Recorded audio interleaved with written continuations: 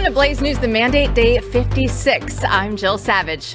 Tonight on the agenda, President Trump's tariff on China was originally reported to be at 125%, but that excluded a separate 20% duty over the issues of fentanyl and illegal immigration that Trump had opposed way back in February and March. So that brings the total tariff to 145%. Last night, President Trump officially signed the modifications of the reciprocal tariffs, instituting a 90-day pause on all trade partners that have not retaliated. Trump also explained how his administration is making tailored deals. And we're doing very well in making, I call them tailored deals, not off the rack. These are tailored, highly tailored deals. Right now, Japan is flying here to make a deal. South Korea is flying here to make a deal, and others are flying here. I mean, my only problem is I'm not sure I have enough. We're going to have to use those great law firms, I think, to help us with that. Trump shared on Truth Social that inflation is down after the CPI dropped for the first time in 3 years. Energy, gas, and prescription drug prices are also down, and real average earnings grew 1.4%. On CNBC, Council of Economic Advisors Chairman Steve Moran explained how these economic wins show that Trump's policies are working. The core inflation print, which is inflation, stripping out volatile things like food and energy, that core inflation print on an annual basis was the lowest core inflation print since March of 2021. President Trump is fighting to make his tax cuts permanent in his one big, beautiful bill. New data from the Council of Economic Advisors shows that extending tax cuts would raise real wages by over $3,000 a year and increase take-home pay for median income households by $5,000 a year, plus boost GDP and save over $4 million from being destroyed. Yesterday, the White House issued several executive orders that jump-started the process of reindustrializing America by modernization defense acquisition, unleashing American energy, and repealing unlawful regulations. Now, one of the orders restores maritime dominance by establishing a maritime security trust fund, expanding training and education, and it states that the United States government will work with allies to disrupt China's non-market practices. California Forever is a partner of the New American Industrial Alliance, and that group offered 3 miles of its waterfront to build the Solon shipyard. Now, this shipyard is the largest complex in America, and NAIA weighed in on this move about leveling the playing field on X, stating, all while creating thousands of good-paying jobs and developing a beautiful, resilient city, truly a model for reindustrialization. Earlier today, the House passed the SAVE Act, which requires proof of citizenship for voter registration. The vote was 216 to 214. Watch. On this vote, the yeas are 216, the nays are 214. The motion is adopted. Without objection, the motion to reconsider is laid on the table.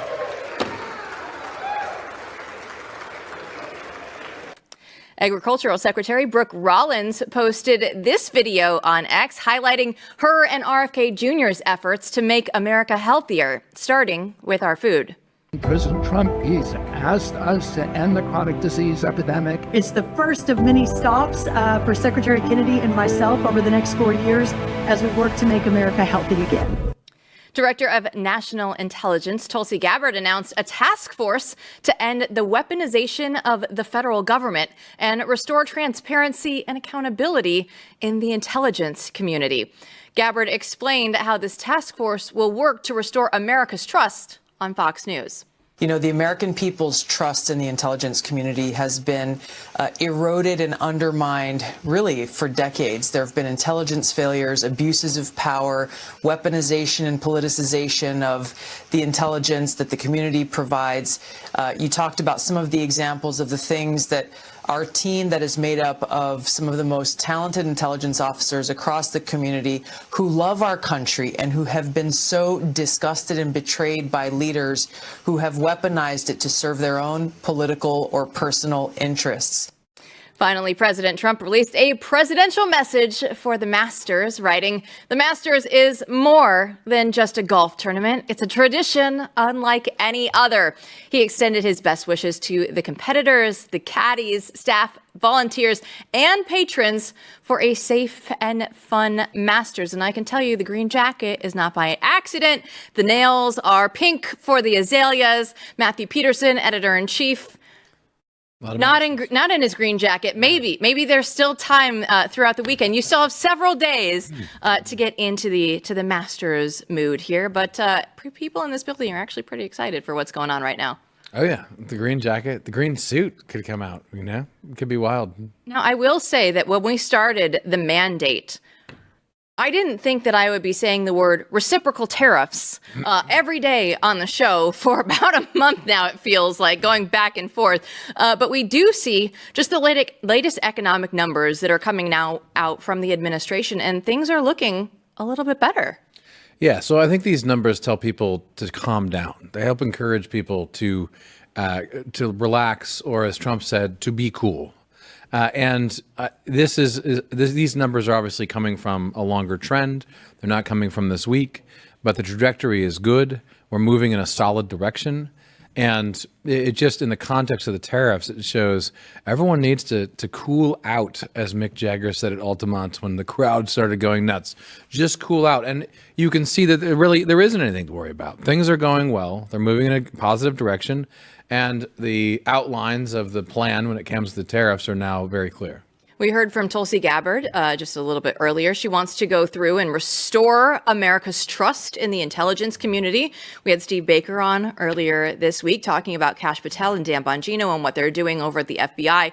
How are we going to make sure that things should be getting done within that intelligence community? So it's such an enormous problem because that community is so shadowy and entrenched, right? So transparency is number one, important, but you're going to need probably this and more efforts like this. I mean, the problem with this is, we're so jaded because in the past, every time someone's going to set up a committee or a task force to do X, Y, and Z, nothing ever happens and nothing gets done. So, it's going to be important that this actually does stuff, and we'll certainly be watching and reporting to you as to what they do. It is important that all this stuff gets done. But you know what is important to the lefties? Well, it used to be the environment and Teslas and everything. But Dave Reaboi will break down just how the leftist justifies vandalizing all of the electric cars. Stay tuned.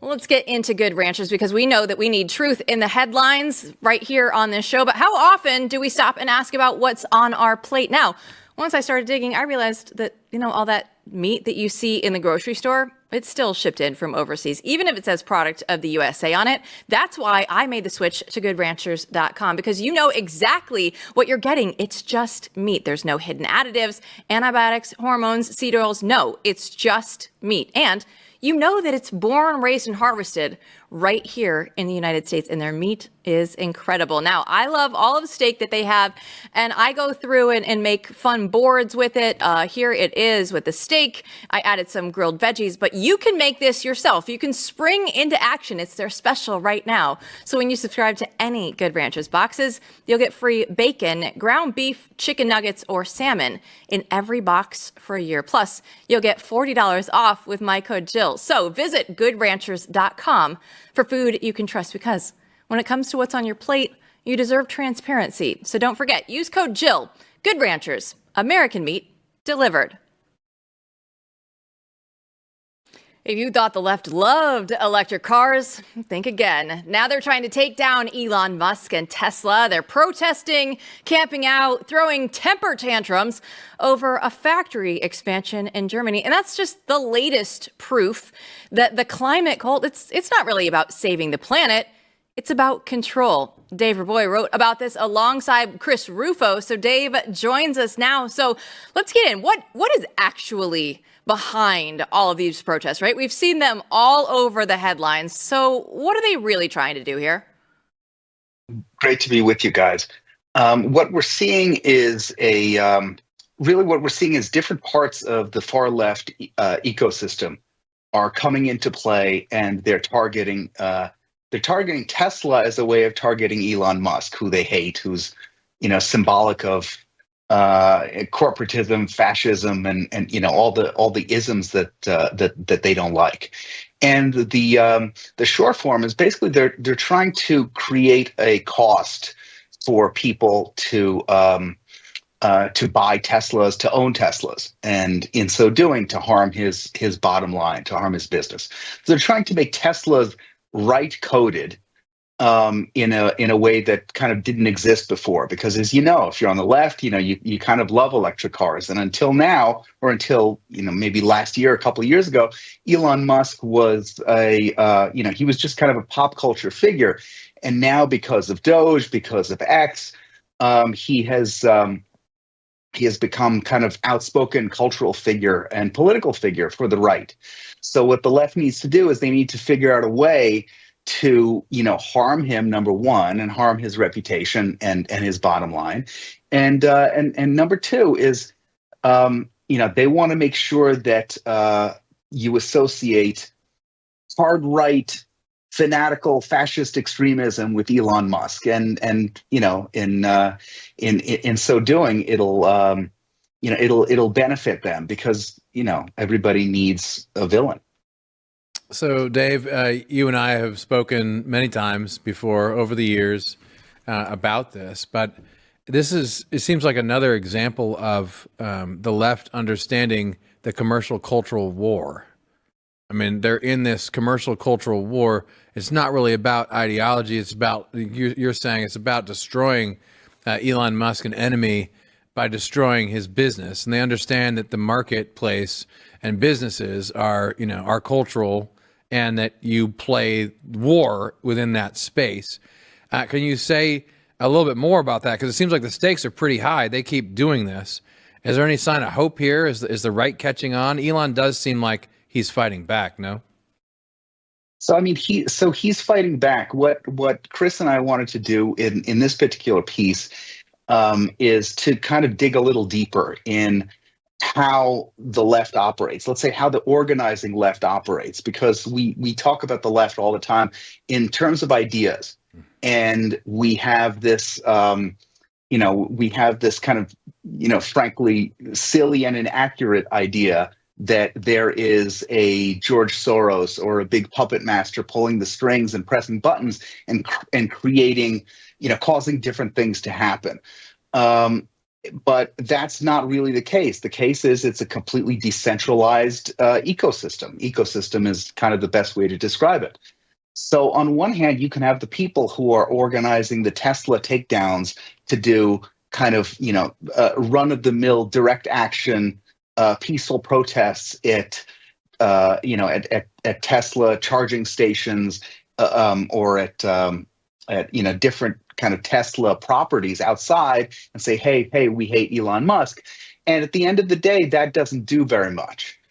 It'll make the media for one day or something like that, but that's it. However, if you pair that with, let's say, a chain of several different fire bombings or really violent things, property damage things, targeting Elon Musk and Tesla specifically, then kind of together you have this much more potent soup that the left can operate in. And in the piece we describe how these two elements, which aren't necessarily like linked together, like there doesn't need to be someone on the phone or on signal messaging apps coordinating how this is done. But the left has a concept of diversity of tactics, which means it's another word for let every flower bloom. Any way you want to do it, you can do it, and they also practice what's called non-denunciation, which is very important. The most important part of this, which is like, if somebody wants to pop off and do something, hey, that's their right, but we're not going to condemn them. We're never going to condemn them. So it's another, really what that is like an operational,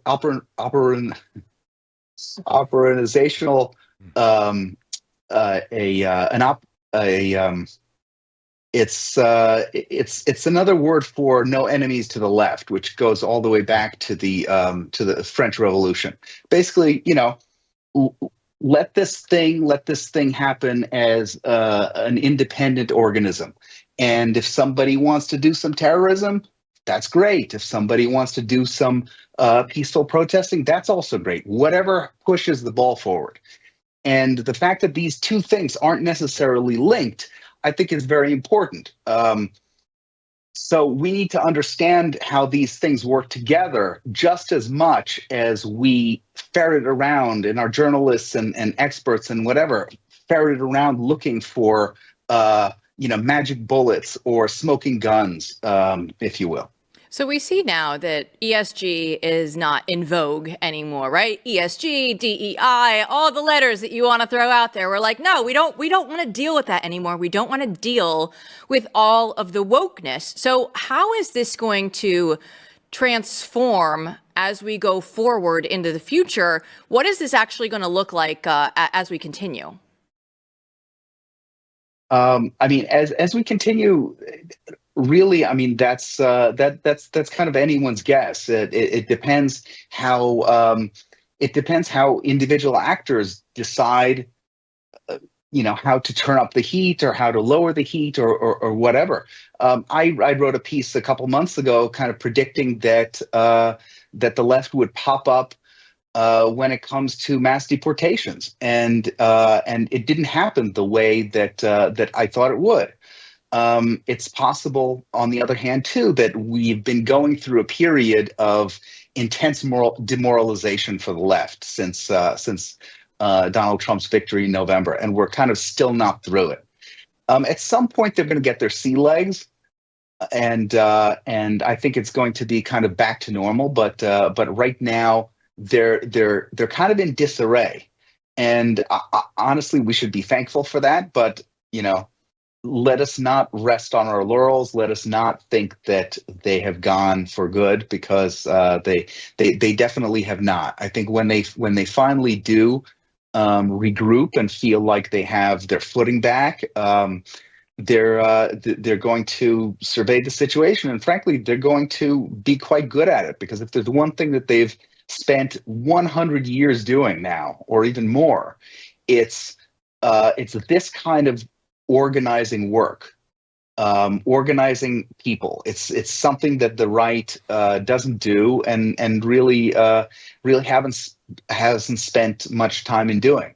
Every election day, the most we can do is do get out the vote campaigns. But these guys kind of have a rolling get out the vote campaign at all times, and I think that's something that we need to spend more time learning about and thinking about.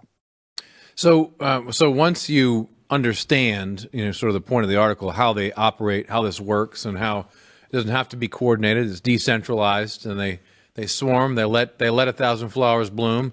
But those 1,000 flowers are coming for you. They're coming for Elon. They're coming for Tesla. If you're in Elon's position or other businesses' position, what sort of lessons should they take from that? What should they do in response?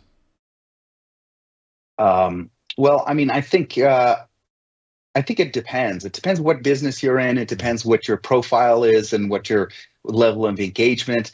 I think Elon is such a kind of unique person in such a unique position that whatever he does is not necessarily replicable for the average business owner. However, I think at the end of the day, what needs to happen is you need to look over, you need to know exactly who your customers are, number one. And if you can survive focused on one particular set of customers, saying, you know what, I'm not going to deal with this nonsense from the left. I'm just going to go and I'm going to be an explicitly like red versus versus blue. I'm going to be an explicitly red cigar company or shoe company or whatever it is, and I'm going to tailor my business to those people. I'm going to do a niche business. I'm not going to try to be all things to all people, and I'm not going to have to be Nike, or something that kind of wants to sell to everybody. And I think if you have a handle on that, if you have a handle on who your customers are, and you're really targeted in terms of what your business plan is and how your customers fit into that, how much you can get away with, how much to appeal to your customers over politics. I mean, these are all things that if you're in business, you should be thinking about at all times. How to increase your customer base based on geography, based on ideology, based on gender, based on all kinds of other things. So I think that that folks in business should be doing that. They should be aware of that, and they shouldn't be afraid of becoming persona non grata on the left, and they shouldn't necessarily be afraid to be attacked mercilessly by whatever organs of the left or the far left decide to show up.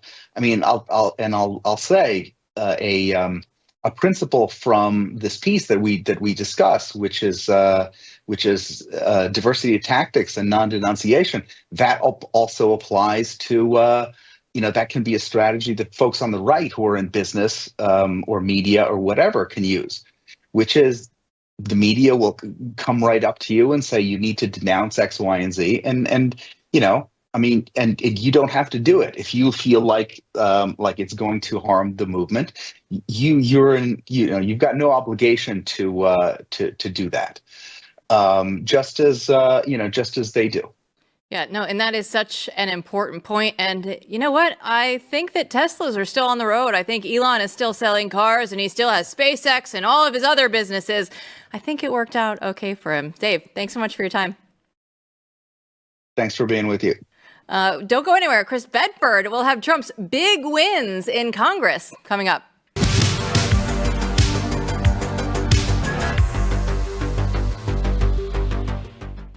You know Angel Studios. It's the studio behind Sound of Freedom. We have King of Kings. It's a father telling his son the greatest story ever told. And it begins as a bedtime tale, and it becomes a life-changing journey.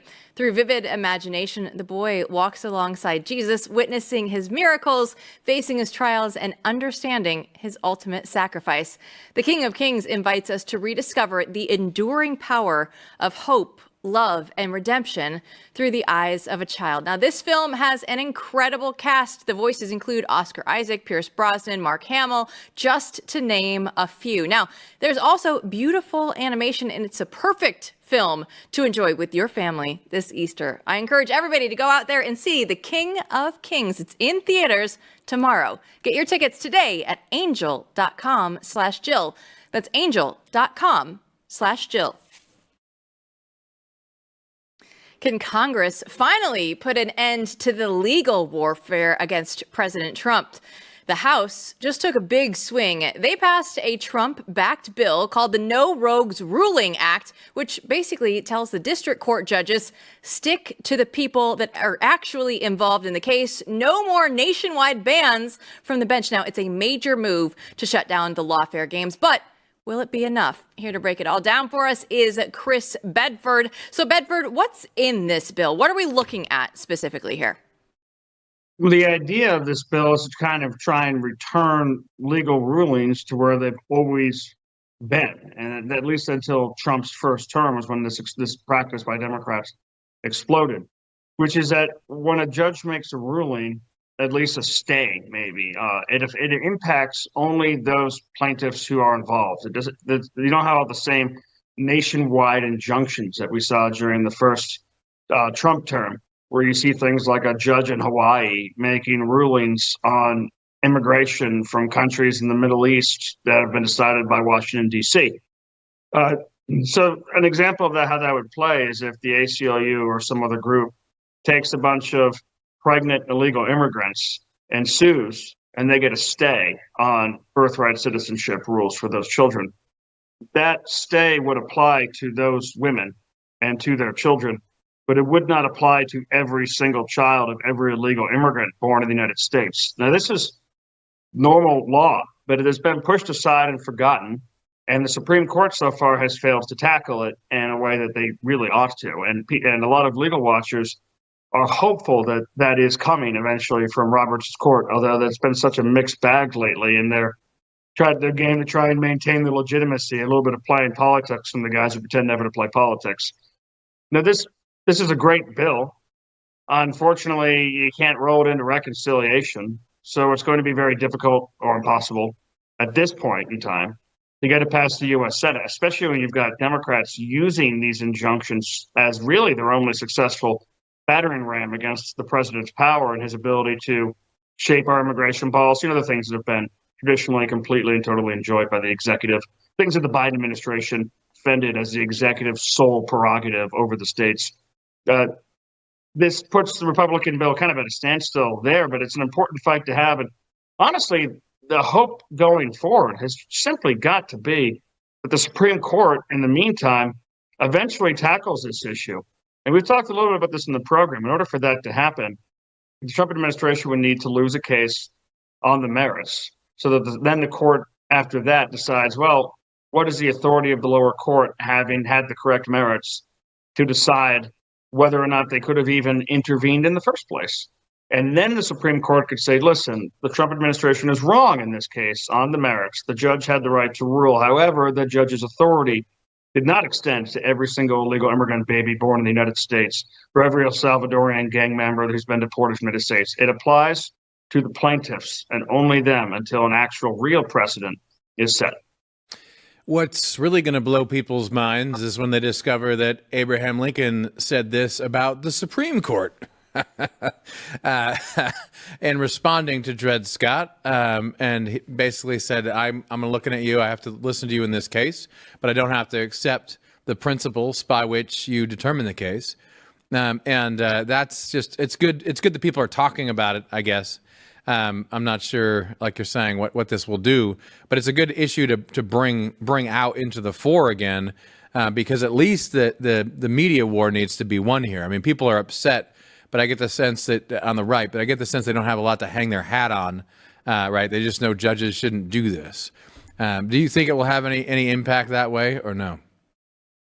Well, having that discussion in the first place is important, because there is this kind of schoolhouse rocks idea of the courts, which is just very simplistic and doesn't understand that the Supreme Court and all the courts actually can seriously overstep the power of the judiciary in a way that the founders never, ever intended, and step on executive power. And that they seem to take things like, the same way they take separation of church and state to mean no Christianity in state as opposed to no organized religion as proclaimed and enforced by the state. And the way that they take this is that they think that any challenge to judicial authority is an attack on separation of powers. They seem to act like the Supreme Court or the district courts or the circuit courts are incapable of infringing upon powers that have been duly designated to the actually only democratically elected person in the entire country to represent the country, the president of the United States.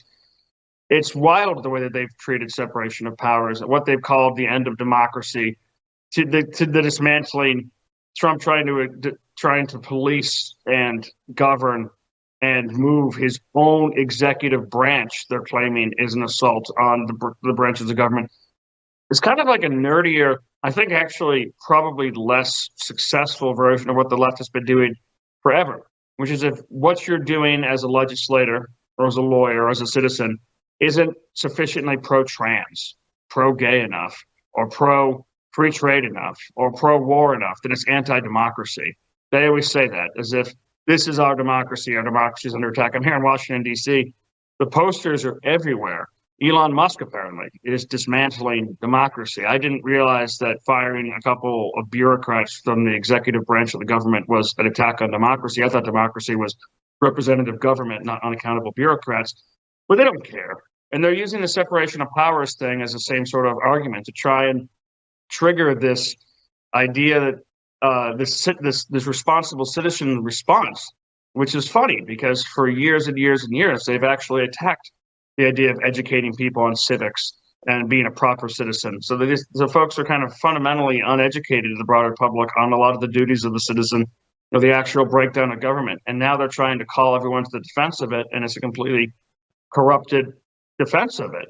it's a wild action to see. And it's Lincoln's a perfect example of this incredibly simplistic modern thinking. You'll have some people around who will say Lincoln was an extra constitutional criminal, and some people who say he was a 100% abolitionist and just a hero and someone we should look to as the parties. But in his time, the abolitionists were mad at him. The Supreme Court was mad at him. All these different people are mad at him. And all you have to do is read a couple interesting books, go to the primary documents, look at the actual events, or sit through one of Matt Peterson's Claremont classes to learn that he was actually a genius who took the powers of the government and the systems and the laws and the intent of the founders, and he threaded the needle as clearly as he could, as legally as he could, without actually breaking the Constitution, without breaking the law, to try and get important things accomplished.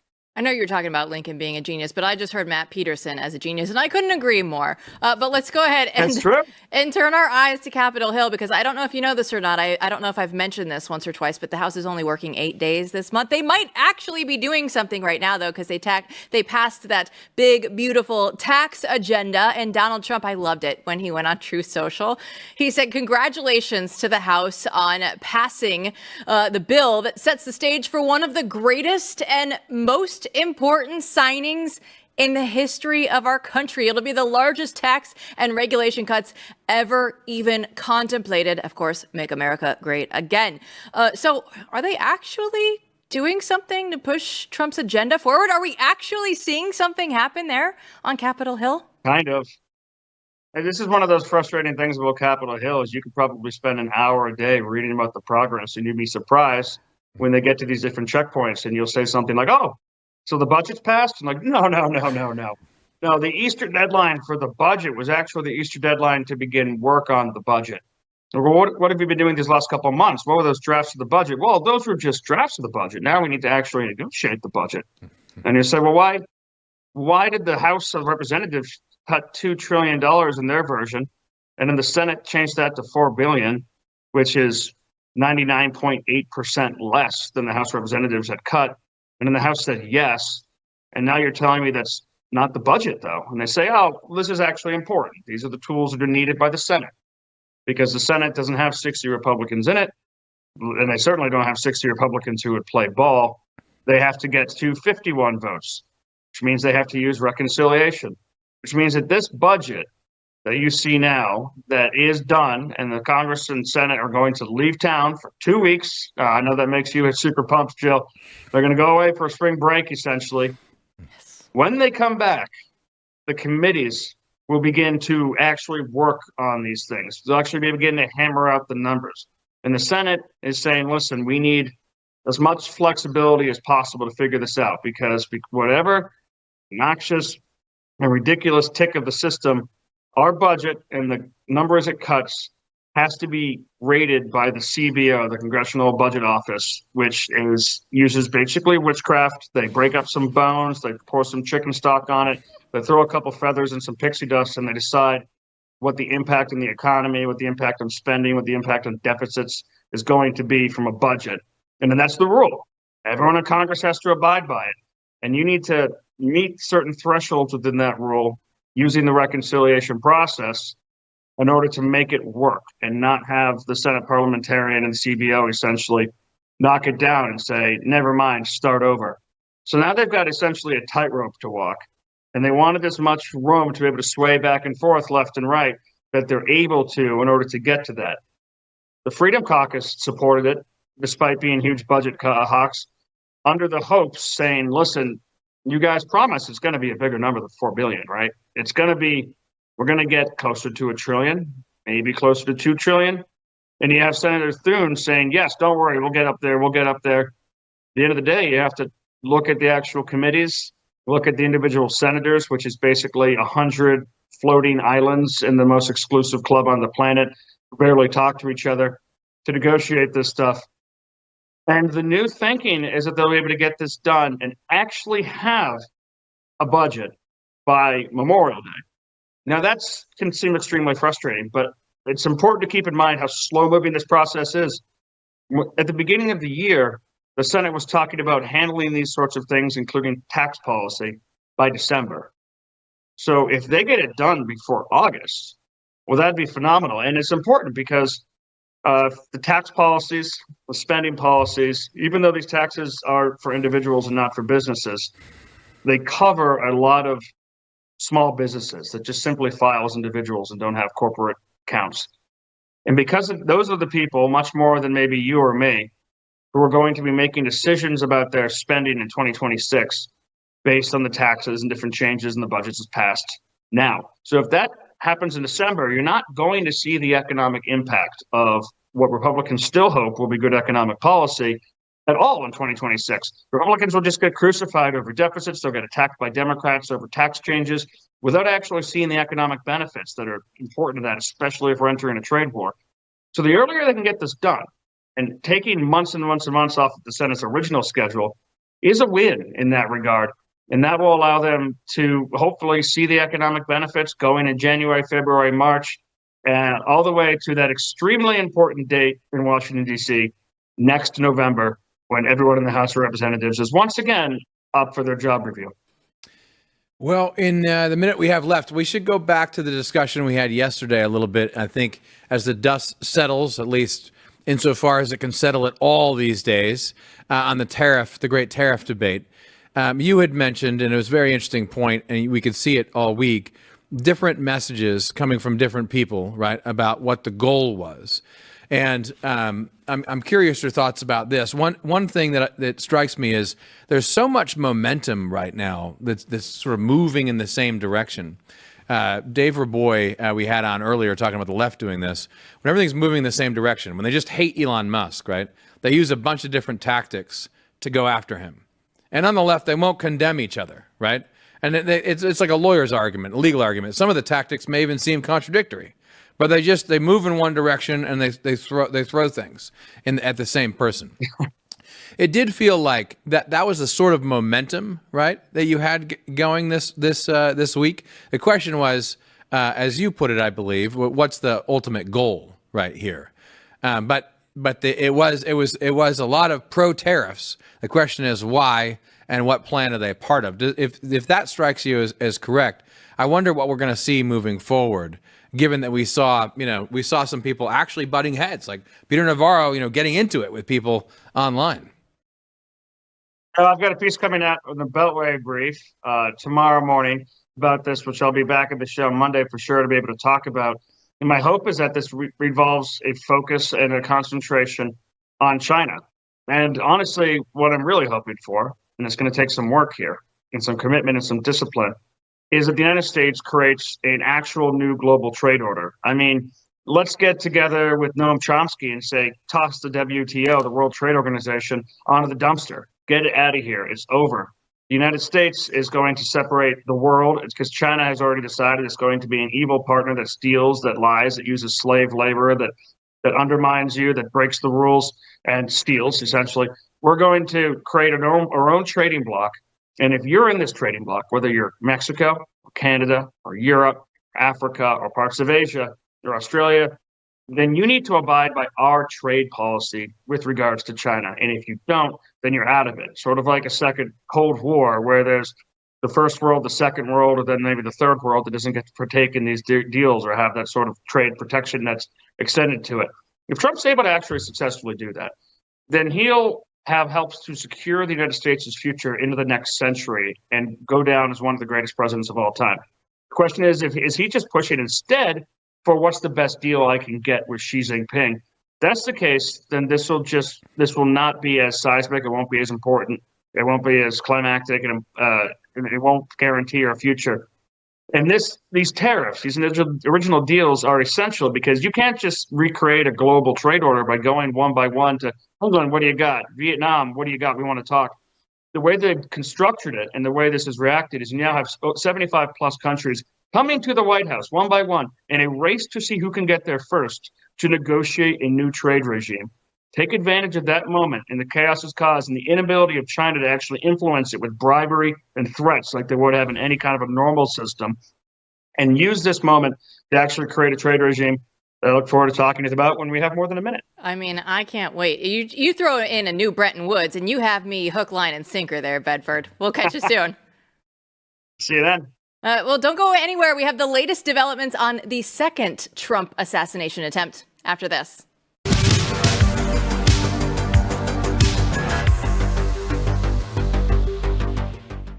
Oh, Frontier Magazine, it's back and better than ever. We have issue number 2, and don't call him Vanna White. No. Matthew Peterson, editor-in-chief here. Ladies and gentlemen, behold, beautiful. Showing off issue number 2 of Frontier. We've been talking about Elon Musk. Well, there it is. SpaceX on the front cover. Yes. It looks very beautiful. Right over here. It is. Look at how thick that is. It is back and better than ever, but you can't get it in stores. The only place that you can get it is Blaze Unlimited. So how do you get to be in Blaze Unlimited? Well, you go to blazeunlimited.com/BNT, and you're going to get all the VIP treatment. There's member-only experiences. It's all right there for you. And don't worry, because you go through and get issue number 2 right now, because if you lock in the subscription today, you'll actually get the digital version of issue 1 as well, and that one is just as good. So it isn't just about reading Frontier, it's about living it. So don't wait. Go get it now before it's too late. We still have so many questions in the Trump administration. Last night I was writing on X, right? We still have to look into Thomas Crooks. He was the 20-year-old that outsmarted the entire U.S. intelligence agency. It's been 9 months, and we still don't have any answers. Well, the Florida Attorney General, at least, is stepping up to the plate. He's charged Ryan Routh with the second assassination attempt on Trump's life. So with all that led to our question on X today. I asked you whether or not we will get the full results, the full story there. So here are the results. Do you think that it's actually going to happen? People, largely, MP, think that it's not going to happen. 68% of people said, no, we are not going to get the full story. 13% of people said, yes, the truth is going to come out. And 17% said that they need more information. Now, it is one of these things where we're looking at the intelligence agencies. We'll give them some time, but after a certain period of time, people are going to expect answers. Yeah, this is the theme. I mean, this is the theme throughout the administration when it comes especially to the national security stuff, law enforcement, the places where it's been very corrupt. I mean, most of the audience is taking the black pill or nothing ever happens.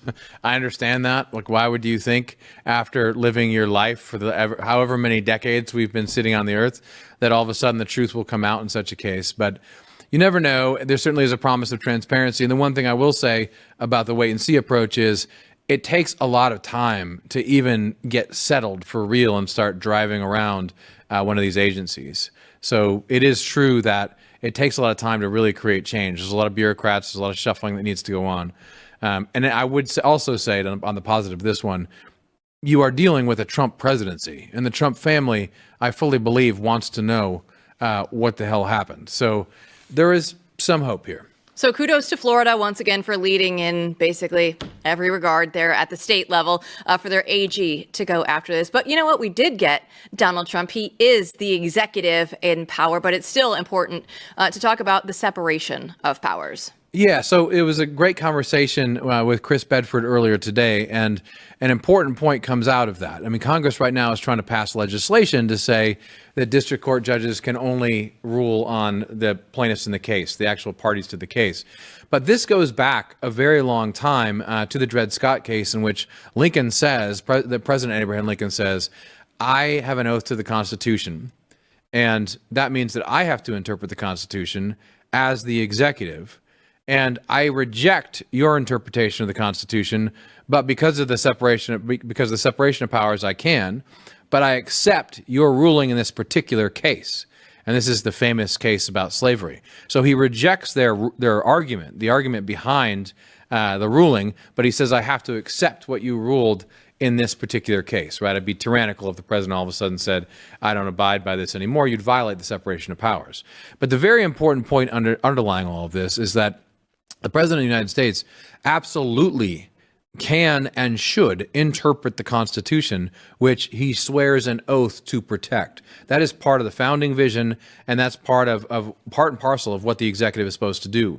So the Supreme Court has never, supposed to, from the very time of the Constitution, no one thought the Supreme Court was the sole interpreter of the Constitution. But we've walked ourselves into that space. It's a very dangerous space. And so you have to allow for the president to interpret the Constitution. And one of the problems we have, and some of it is, good people on the right as well as many people on the left, who even love the Constitution is they think that the Constitution is some kind of like answer book or some kind of easy calculation. And it makes some people just hate the Constitution because they say that will never work, as if everything's perfectly balanced in some kind of equation. That's not true. What's balanced is the fact that both the Supreme Court, right, in this case, and the president in different ways have to interpret the Constitution. And they wrote that full well knowing that they're going to be battling this out. They're going to be battling out in many ways, and that's okay. And so it's a rough and ready document, and it's made for rough and ready situations. And we just have to remember this over and over again, because we're in a situation now where everyone's taught that the Supreme Court is the sole arbiter of what the Constitution is.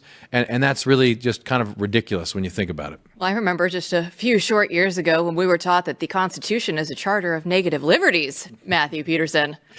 I mean, well, Joe Biden changed the Constitution by tweeting, I remember. So that was also amazing.